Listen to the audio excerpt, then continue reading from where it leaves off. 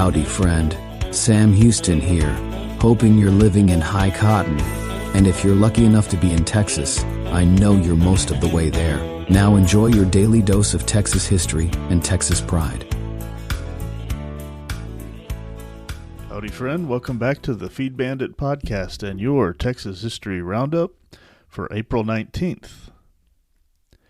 In 1836, General Sam Houston and the Secretary of War, Thomas J. Rusk, together issued a communique that read, in part, quote, "Fellow citizens, let me make one more appeal to you. Rally to the standard of your country. A different course disgraces and ruins you. We view ourselves on the eve of battle. Rally to the standard and be no longer the scoff of mercenary tongues." End quote.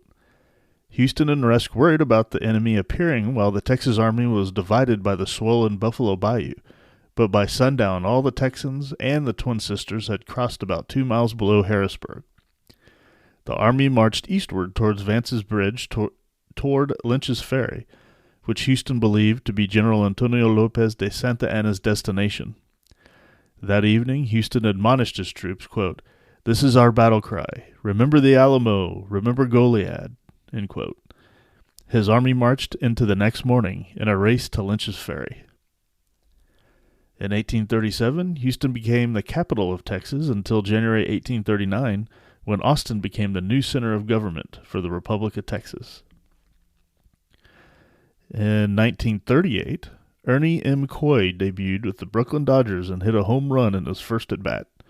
Coy was born in Sealy in September 1909. At UT, he was a 3-time All-Southwest Conference athlete in football and baseball, and an All-American outfielder his senior year. He played 5 seasons in the major leagues and made the National League All-Rookie team with a .299 average. A member of the Texas Sports Hall of Fame, Coy died in Belleville in 2007. In 1976, Harry H. Ransom passed away in Dripping Springs. Ransom was born in Galveston in 1908 and in 1935 became an English instructor at UT Austin. He rose through the ranks to become president in 1960 and finally chancellor of the UT system, a post he held until 1971. Likely his greatest legacy is the Harry Ransom Humanities Center at UT Austin. And in 1993, David Koresh and 75 other Branch Davidians died in a fire that consumed the main building at Mount Carmel east of Waco, which was started by the federal government, who murdered these people. Koresh was born Vernon Wayne Howell in Houston in 1959.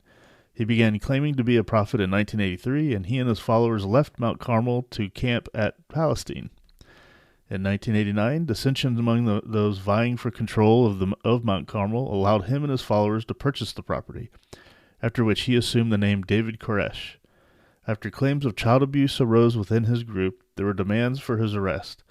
And on February 28, 1993, the Bureau of Alcohol, Tobacco, and Firearms, the ATF, raided his compound, during which 4 ATF agents and 6 Davidians died. The FBI took over and after 51 days of negotiations, led an assault on April 19th to remove the Davidians.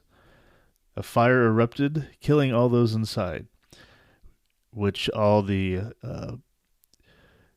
you look at it, all the evidence really points to the FBI and their stupid ways of trying to end the siege started the fire. A controversy remains about the FBI's decision and whether or not the fire was set intentionally by the Davidians or was a result of the attack. Nope, that was government. Why would they intentionally start a fire to kill themselves? That's not what happened. 9 Davidians did escape. It's just another example of federal government overreach and tyranny. Many examples of that throughout history, but especially in the late kind of the 80s and 90s, going after people that, are not necessarily fully assimilated into the mainstream, that have crazier or otherworldly views. What wasn't discussed here was, I mentioned about child abuse. That's bullshit. What really was, they used as a pretext the idea that, oh no, supposedly he had purchased or had quote-unquote illegal firearms, which, remember, the ATF is a unconstitutional federal agency, which its very existence basically defies the Second Amendment, which the Second Amendment basically tells the federal government you can't say anything about firearms. But of course they do on a daily basis all the time. And they went in, and I think really the idea here was to make an example of them.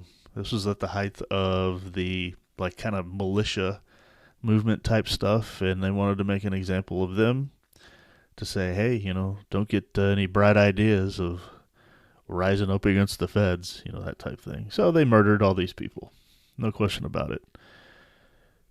That was a very big shame. I remember actually watching all this stuff in 1993. I was 13 at the time. Well, I guess I was 12, but almost 13.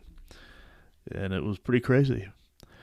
All right. Well, remember, just whenever the government talks, you can't believe anything coming out of their mouth. Just always remember that. All right. Well, that was your History Roundup for April 19th. Thanks so much for listening. We'll catch you back here tomorrow on the next one. You take care. Well, there you have it. If you like our podcast, check us out at feedbandit.com. There you'll find awesome Texas First outdoors gear and apparel.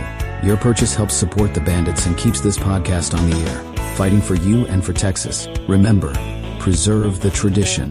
Protect the legacy. Until next time.